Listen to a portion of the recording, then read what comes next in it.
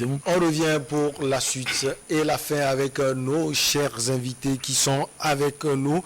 Honorable Beausoleil Yobekou, Kwamivi, Akleson, Yesso et Dominique Lacmont. Avant de parler du Togo, coach Yesso, Akleson veut ajouter quelque chose. Très vite. Je voudrais qu'il y ait...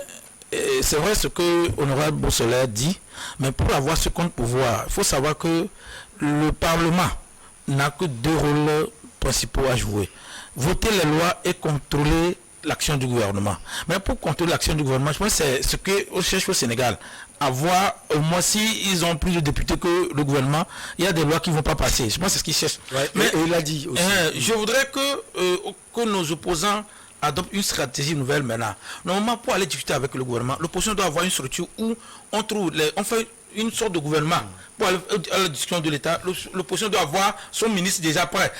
Je prends un ministre de sécurité qui est prêt. Quand il s'agit des questions de sécurité, l'opposition envoie des listes. Mais qu'est-ce qui se passe souvent? Quand pour discuter, l'opposition envoie une personne, c'est lui qui discute tous les sujets. Et le gouvernement a la même mise sur ce genre de discussion. Si on peut un jour, on dit le président Togo veut discuter avec le gouvernement, on dit ministre de l'économie, c'est peut-être Fabre, le ministre de la Défense, on prend Derry Tama, et des sujets type cas par cas, ils peuvent s'en sortir. Mais quand ils vont chez le gouvernement pour discuter dans un fourre-tout, le gouvernement a toujours de l'avance. Il faudrait qu'on arrive à structurer ou restructurer l'opposition pour que quand on rencontre l'État pour le gouvernement pour discuter, l'opposition gagne toujours. Mais vous allez au Sénégal actuellement, si on met cette discussion, Macky Sall a la même issue. Même si on n'a pas changé la constitution, l'état actuel, c'est vrai que l'honorable l'avait dit, si les élections communales ont donné une idée à Macky Sall de bien se préparer. C'est pour ça que depuis les élections communales, il y a eu des tests qui ont restreint le pouvoir de l'opposition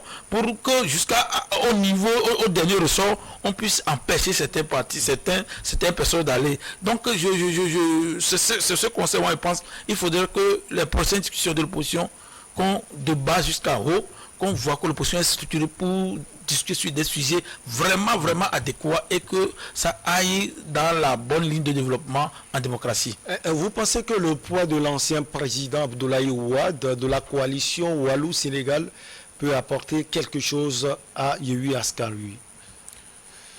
Moi, je vois pas ça. Bon, ça, je ne vois pas trop son poids agir sur la coalition. Il a 96 ans aujourd'hui, oui, il a quitté la France, il doit atterrir. Oui, il n'a pas grand chose actuellement qui peut apporter.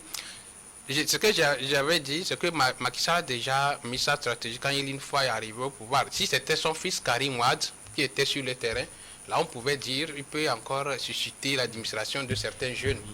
Karim est loin aujourd'hui, il est toujours au Qatar, je pense. Maintenant que c'est l'ancien président, je ne pense pas qu'il peut nécessairement apporter, mais il y aura quelque chose à dire. Mais l'influence, l'impact ne serait pas à la mesure de ce que le peuple sénégalais attend. Honorable, vous voulez ajouter quelque chose avant qu'on le file au Togo? Dans la stratégie de l'opposition, on a jugé bon que le président arrive à la veille des élections, et non même en campagne, parce qu'on sait qu'il est âgé, ne pouvait pas battre la campagne, mais c'est que ça peut avoir d'impact parce que le simple fait, les élections c'est pour dimanche, mais le fait d'arriver seulement, ça peut réveiller encore certaines personnes. Vous savez qu'il est aussi populaire. Très populaire, très populaire. Et ça dépendra du discours qu'il va faire. Oui, mais même il ne va pas parler parce que peut-être, je ne crois pas que la campagne, elle finit aujourd'hui. Mais le simple d'annoncer et de le voir arriver, parce qu'on a dit qu'il vient pour voter seulement. Il vient pour voter, donc ça veut dire que ceux qui le mettent, ceux qui sont ses fans, tout ça là, ils vont voir que leur leader est venu là où ils votent, on le sait déjà, et en politique ça peut jouer beaucoup. Mais on le dit, le pouvoir en place a quand même la stratégie pour pouvoir gagner ces élections, mais rien n'est encore joué. On quitte Dakar pour Lomé au Togo. Le président togolais a entamé sa médiation en recevant pour la première fois 2 délégations ivoiriennes et maliennes à Lomé suite à la désignation du Togo comme médiateur de la crise entre les deux pays. Faure Gnassingbé discute avec les 2 protagonistes dans le cadre de l'affaire des 49 militaires ivoiriens interpellés à Bamako. C'était le 10 juillet dernier. Les 2 délégations dont la composition n'est pas connue ont été donc reçues. C'était le jeudi 28 juin, matin séparément au palais de la présidence par le président Faure Gnassingbé. La rencontre s'est déroulée c'est à huis clos. L'un des journalistes honorables, nous n'avons pas eu trop d'écho. Est-ce que déjà vous connaissez la composition des 2 délégations? Peut-être que vous pouvez nous filer quelques qui allez plutôt nous dire, parce que vous êtes les hommes de médias, et nous mais tout s'est passé sans nous. Oui, mais si c'est passé sans vous, ça veut dire que nous sommes quand même au courant qu'il y a quand même des discussions qui sont faites au niveau de la présidence du Togo.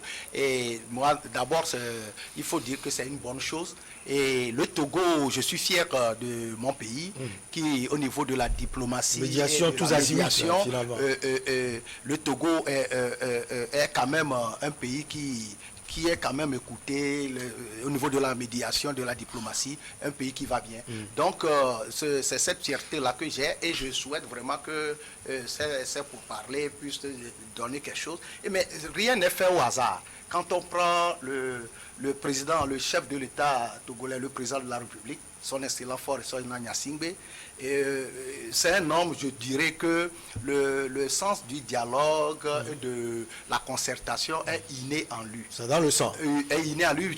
J'en ai pour preuve, lorsqu'il est arrivé au pouvoir en 2005, après les élections de 2005, il y a eu des troubles, tout ça, mais son premier mandat, sa première année, son premier ministre était nommé de l'opposition. Le coach vient de le dire maintenant, qu'il faut à un moment donné, peut-être si l'opposition de certaines stratégies, avoir des gens de l'opposition, du pouvoir, et gérer ensemble, comme le disait le maître Agbobo, paix à son âme, avoir une cogestion. Et le président de la République, je disais que le dialogue et la concertation, et quand il est arrivé au pouvoir, il a démontré en même temps, il n'a pas encore fait 1 mois au pouvoir, il nomme comme Premier ministre un adversaire qui a participé à l'élection contre lui, aux élections de 2005, à l'élection présidentielle de 2005, et Dem Kodjo, que le président Faure avait nommé en 2005, était de la coalition de l'opposition contre le président. Donc quand il est arrivé, il a nommé. Ça veut dire que c'est le sens d'ouverture et de dialogue. Et ce sens, on l'a constaté, bien sûr, vous voulez dire. Oui, 1 an après, en 2006, comme on a nommé Dem Kodjo, les opposants n'étaient pas aussi satisfaits. Ils disaient que non, et ce n'est pas de l'opposition aussi faire radical, mais ils ont demandé un dialogue parce qu'il y avait les élections législatives qu'on devait avoir en 2006. À 2006 d'abord, c'était 2006. Dans les élections législatives, on devait les avoir en 2007. Voilà. Déjà, on préparait ça. Et comme il y avait pas un apaisement, tout ça là, et toute la classe politique a demandé un dialogue. Et je suis en train de parler de ce que le centre du dialogue est inné au président. Il a accepté. Et il y a eu le dialogue inter-togolais où on a signé un accord, l'APG, que toute la classe politique a signé sur le leadership du président Faure. Et après la signature de l'accord, un autre opposant qui a participé aux élections de 2005 contre lui, qui était son adversaire, a été nommé Premier ministre. Je veux parler de Maître Yaovi Agbobo, paix à son âme. Et après, il y a eu un gouvernement d'union nationale. Et ce gouvernement-là a préparé les élections de 2016 justement. Donc on n'est pas surpris par ce qu'il fait aujourd'hui. On n'est pas surpris par ce qu'il fait. Et en quelque sorte, lorsqu'il y a des problèmes, je voulais dire que c'est un président qui fait cultiver l'esprit d'ouverture, l'esprit de concertation, l'esprit de dialogue, et qui fait enseigner, même à ses militants et aux autres, que l'autre là, l'adversaire, ce n'est pas son ennemi. Et quelque part, je vais terminer par là. Un exemple aussi, bon, il a été rapporté, je n'étais pas à cette réunion-là, où quand on voulait faire la pose de première pierre à Wangelo, je crois que c'est une usine de cimenterie, si je n'ai pas aussi bonne mémoire, il y avait quelqu'un qui faisait le discours, qui fustigeait les opposants devant le président, et que le président serait levé pour aller prendre le micro de la personne et recadrer cette personne-là.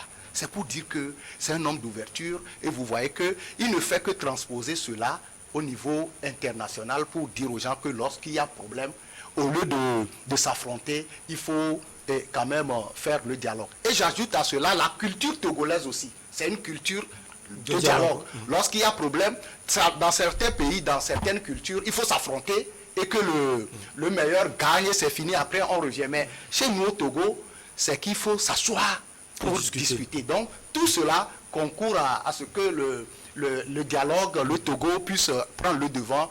On a vu cette médiation du président Faure entre la CEDEAO et le Mali, et il réitère ça entre le Mali et la Côte d'Ivoire, maintenant des pays frères. Je crois que avec cette médiation, on va trouver une issue favorable à cette crise. Alors, on voit deux côtés, si on peut le dire, si on n'exagère pas, diamétralement opposés. Je vais parler du côté ivoirien et du côté malien. Pour les Maliens, ce sont des mercenaires. Ils parlent de 49 mercenaires.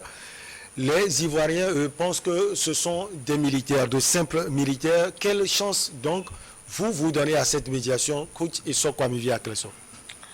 Je donne à cette médiation 90% de chances de réussite.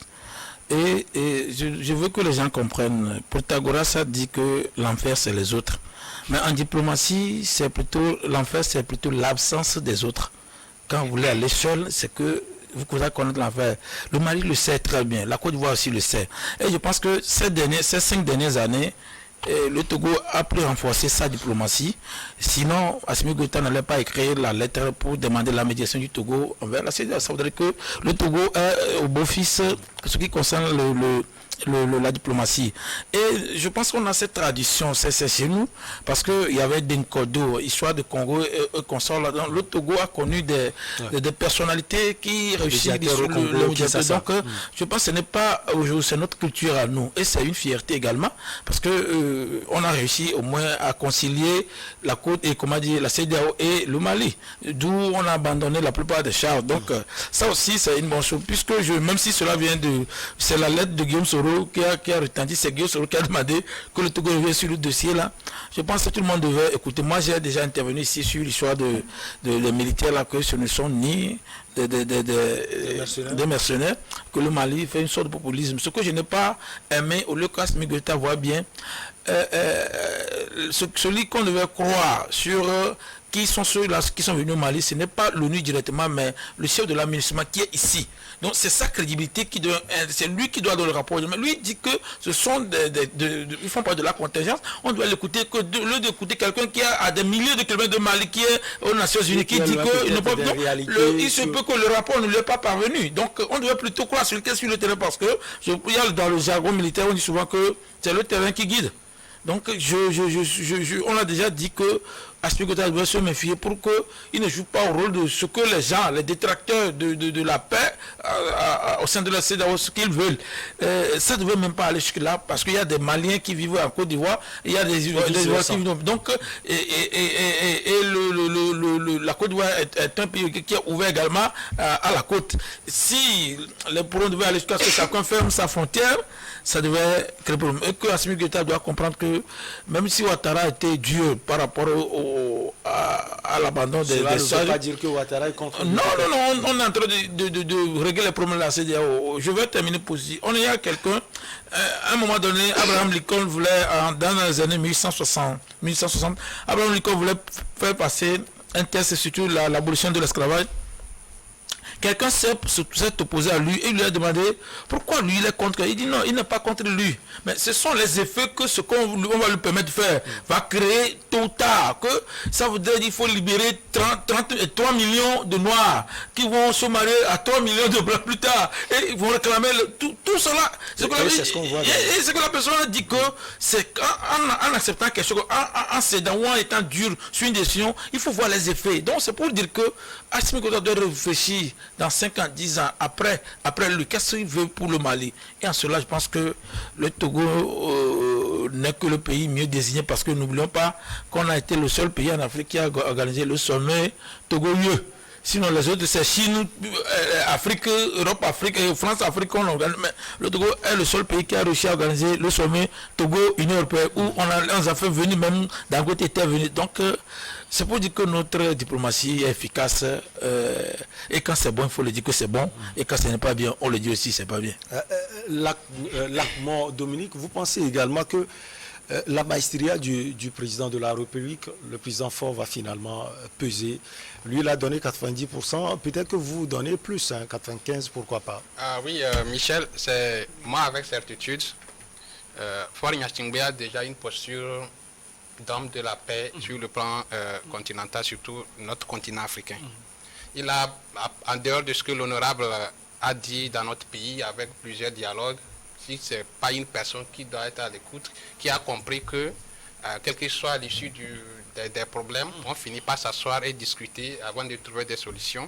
Et il a démontré également avec, dans d'autres pays, il a réconcilié Patrice Talon et Yahya Boni, il a avec Ouattara et Laurent Gbagbo et tout ça, et la médiation CEDEAO, et puis Assimi Goïta également, le pouvoir d'Assimi Goïta. Dominique, prix Nobel de la paix. Ah mais il mérite. Non, c'est insuffisant. C'est pas trop? Non, c'est insuffisant pour le moment.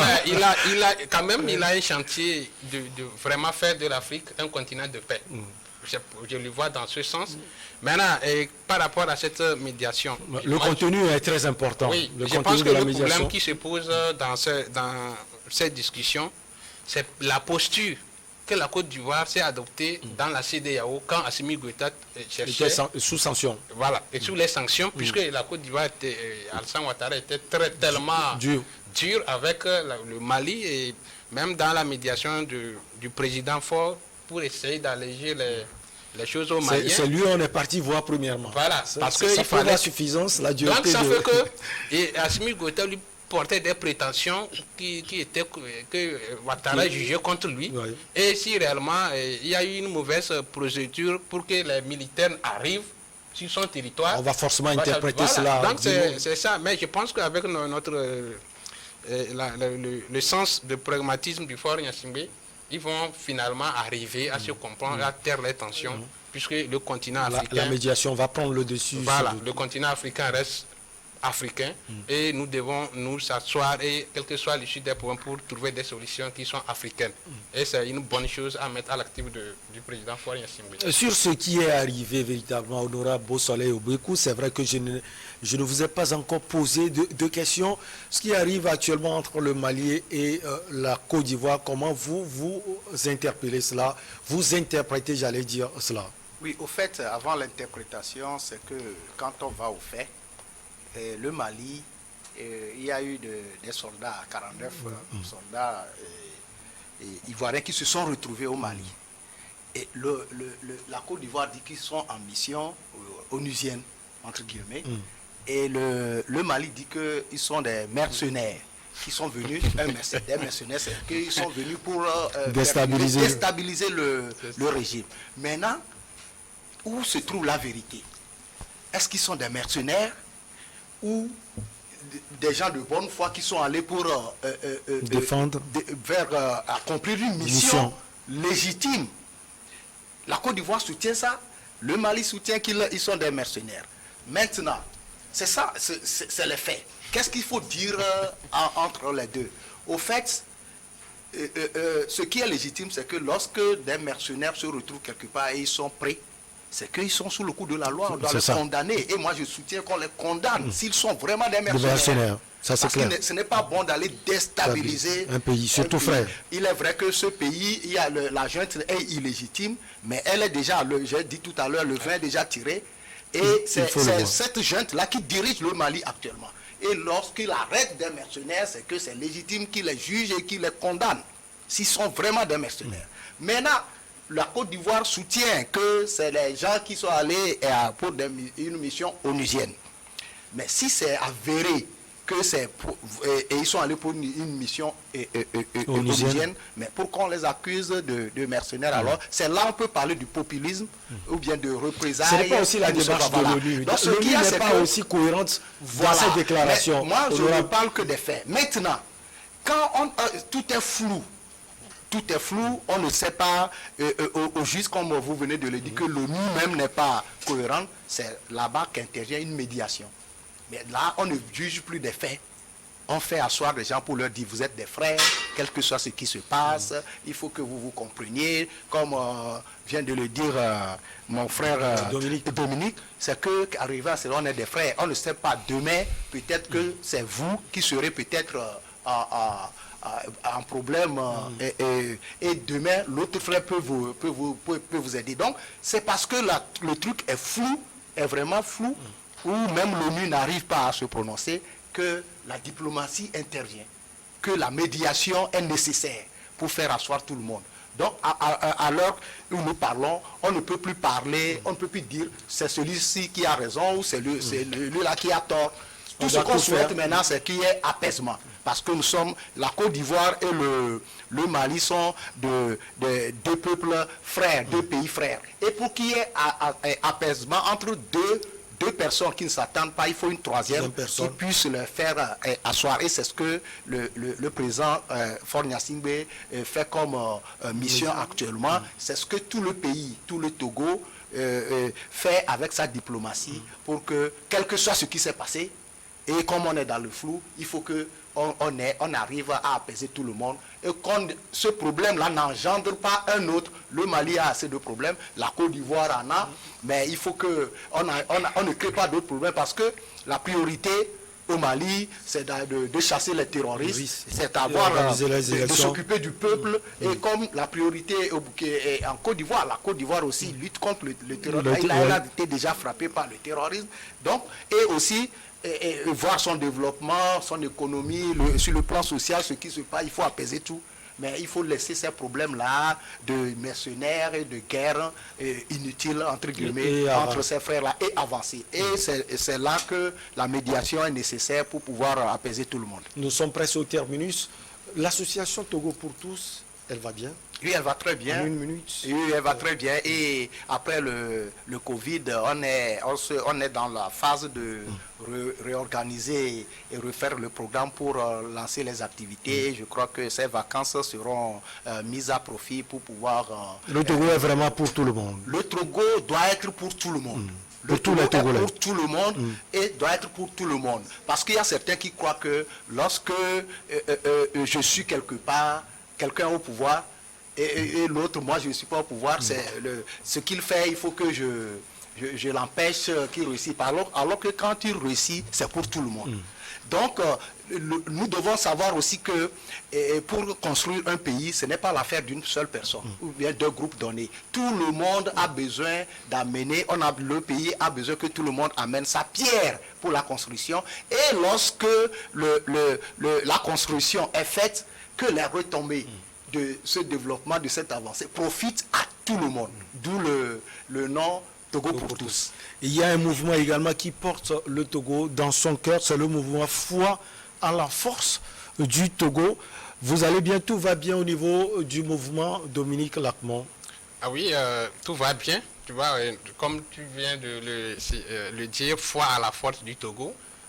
Tu vois, nous devons faire foi à la présidence de la République qui est en médiation. Ouais. Actuellement, c'est une institution de la République. Nous devons les accompagner dans la mesure de notre possible.